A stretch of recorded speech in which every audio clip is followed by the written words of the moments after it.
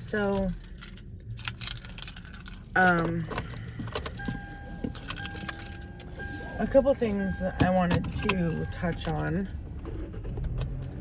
I'm on my way to work, and I have my phone on my little dash thing because pretty much I had to stop at the gas station. But anyway, a couple things that I wanted to touch on is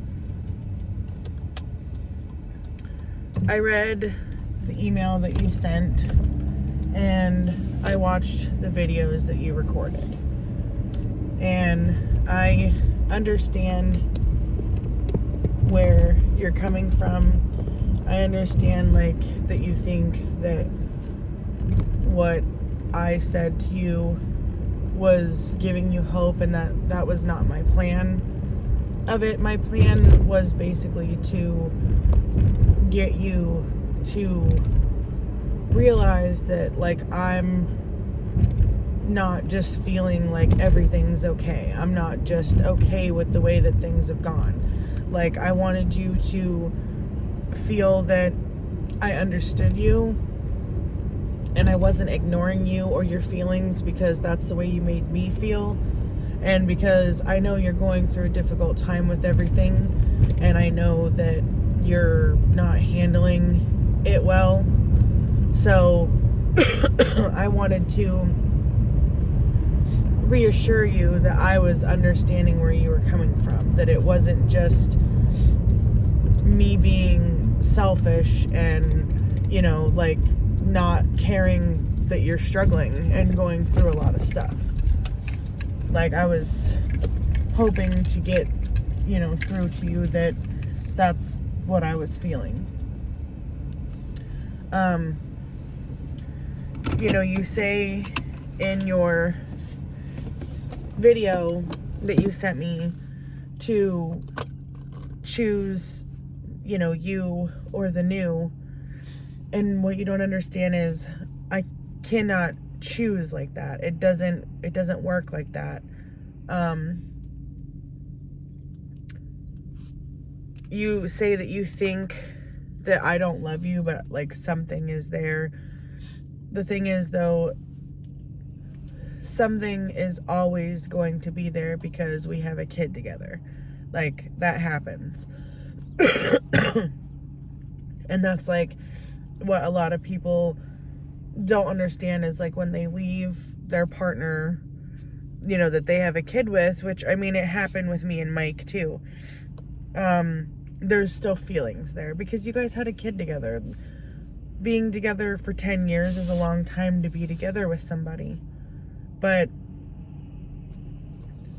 what really gets me, though, is everybody thinks that I'm, you know, this horrible person. Everybody thinks that I've done so bad, that I've done so wrong in this situation. And what I don't understand is, you know, these people, they have their own problems. They have their own life. And instead of focusing on their own issues and what they're going through and what they're struggling with, they want to worry about everybody else's problems, and they want to tell everybody else how to live or how they should live. And that, for me, I don't get that. That's something I just don't understand, because when you have issues and you're not perfect, you can't tell somebody else how to live their life and how to deal with their issues. You can't. But basically, here's where I fully sit. When I left Montana to come here for a funeral,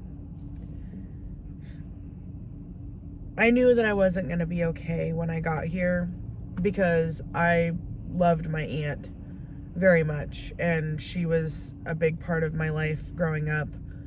I always struggled with my childhood. I always struggled with what happened, trying to comprehend what happened. My mother never taking into account, like, how, like me or my siblings were affected. not acknowledging what was done and not being able to get that closure to move on, or, you know, any of the things that would definitely put a patch on my childhood. I didn't get that chance. So losing my aunt on top of everything else, it was really rough for me. And thinking that telling me that it's okay and trying to comfort me that way was enough, it wasn't. Because not being able to come back to visit my family because of you being afraid that I would never come back, and keeping me from coming to visit and making up excuses and, you know, arguing over it to the point where I would just say never mind because it would be such a bad argument I didn't want to deal with it. That's not fair. It wasn't fair. I mean, not being able to come back and visit my family and then like something happening to my aunt really destroyed me. I mean, a lot more than I let on or I've said. But it's one thing that really sits heavy in my heart is I lost a family member that didn't get to meet my daughter, and I lost a family member that has been there for me for the past couple years through my mom not talking to me and through my mom not wanting to deal with me because I wouldn't come visit. And so, like, as it sits right now with everything, I can't choose a person. It doesn't work that way. And first off, like, I feel justified in my actions. I feel that the way that I handled things wasn't the best, but I feel that because of how I handled things, I feel that I did what was best for me and for the kids. I'm not keeping you from the kids. I'm not expecting you to feel that I'm not keeping you from them, but I've offered for you to come and see them, even offered for you to stay at my place so you could see them. I'm not a horrible person, and I'm not a horrible person that you're letting everybody believe that I am. Like, people have only seen, like, the arguments between me and you. They haven't seen, like, the good parts of the relationship. All they're seeing is text messages between me and you arguing over stupid shit. And they've only seen the last 4 months of us arguing because we're going through a divorce. Like, nobody's seen what you've really said to me or put me through or how you've handled things. And there's always two sides to, you know, one story. And it just really kills me that on one hand you say you love me, but on the other hand you're like, oh yeah, she screwed me over and she doesn't love me and she treats me like crap and look what she's done to me. She took my kids. But they don't hear about how you talked to me and how you treated me and how you pushed my feelings aside and you wouldn't talk things out and you made me feel stupid. Like, they don't hear all of that. They just hear your side. But all of the people that you're venting to anyway have hated me for a long time. So, I mean, it's no shocker that they're going to continue to drop their own conclusions and talk shit on me. Because that's the way it works. But in a serious reality here, yes, I feel like I'm dreaming. Yes, I'm stressed out to the point where I'm on autopilot. I go to work, I come home, I bath the kids, I feed the kids, I put them in bed, I go to bed, get up and do it all over again and stay distracted at work. Because I never expected that I was going to uproot 10 years of my life and have to move somewhere and start all over again, because my significant other never wanted to acknowledge my feelings, my mental health, that I missed my family, that I wanted to visit my family, that I wasn't allowed to visit my family. There's a lot to lay down. But the point is, neither side of the story is innocent, and neither side of the story is correct. Neither side of the story is fully justified. Neither side should really be right. There's no right or wrong. There's just wrong and who's more wrong and how it could have been fixed. I admitted that I was wrong. I admitted that I didn't treat you the best. I admitted those things because I wanted you to understand that I do acknowledge and feel the pain that you're going through. And that has been the difference between you and me, is I've been able to actually feel other people's pain.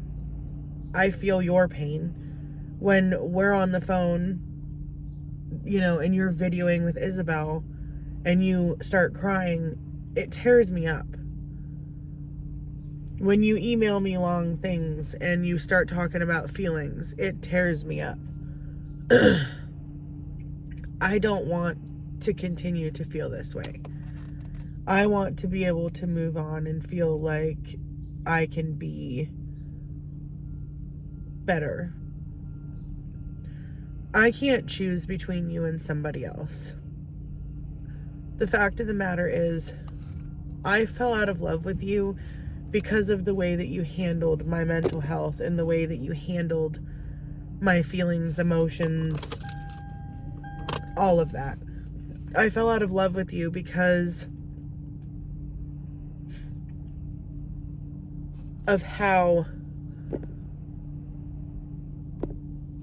things played out.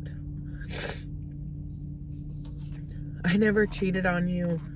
I never met up with other guys. I never had sex with other guys. That's not the way that it worked. When I broke up with you 2 months before I left, because of the way that things were being handled and the way that you were talking to me, I wanted nothing more than to fix it. But when I got here, I realized that my life would be better off without you. And I know that that's hard to hear, but a person can only fight so long to try to keep their position where they feel like their position is. Like, a person can only fight for so long. And to me, like, I shouldn't have to keep fighting to get a position in your life and to feel like I should have to strive to keep that position. I was in competition with your family, with friends, with so many things, and I always told you the lack of communication was going to kill the relationship. And that was one thing that I tried to tell you for years. I do love the person that I'm with. He's amazing for the kids. He cares about Braden's mental health. He sits down and actually talks with Braden and gets him to understand the things that he's going through. He really talks to the kids. He's helped me through so much of this stress. He's helped me through the times where I'm overwhelmed and I can't handle everything, and he's calmed me. He gets where I'm coming from and he understands my depression. And that is one of the reasons why I really fell in love with him, is because it wasn't that I was desperate and that I just ran into the arms of another man. I just got lucky that somebody has been through the same shit that I've been through, and pretty much everything that comes out of his mouth relates to the things that I've been through, the things that I'm going through. Like, he's helped me out of so many dark times because He knows how to handle it. He's dealt with it. He's helped me pull through all of this shit for the kids. Like, this hasn't been like the best experience ever. I'm not over here living up life, like feeling like things amazing, and I'm battling things in my head because I think about the kids. I think about my animals. I think about you. I think about my dad. I think about a lot of things. But the biggest thing is, if I was to just say screw the man that I'm with and jump on a plane and come home and let my car go to collections and let my lease go to collections, first off, the kids have now been switched around to a different household. So now they go from this guy being in their life every day to him not being in their life, and we're moving back to another guy, even though they've seen me with this other guy, but like we're going back to like our life in Montana. First off, they really love the person that I'm with. They really appreciate him, and they care about him, and they love him because he takes care of us and he takes care of them emotionally, mentally, physically. He does things. To take the kids away from someone that they already have grown attached to over the last 3 months is wrong. Almost 4 months. It's wrong. And I'm not just saying that because I don't love the person and I really love you and all that stuff. That's not what I'm getting at. And I'm not saying that I'm just staying with him because I don't want to hurt him. That's not it. When a woman has given up on something, they truly have given up and they don't want to do it anymore. I've tried so hard before I left and when I first got here to try to really tell myself, you know, if you do this, you're going to mess up. If you do this, what's going to happen?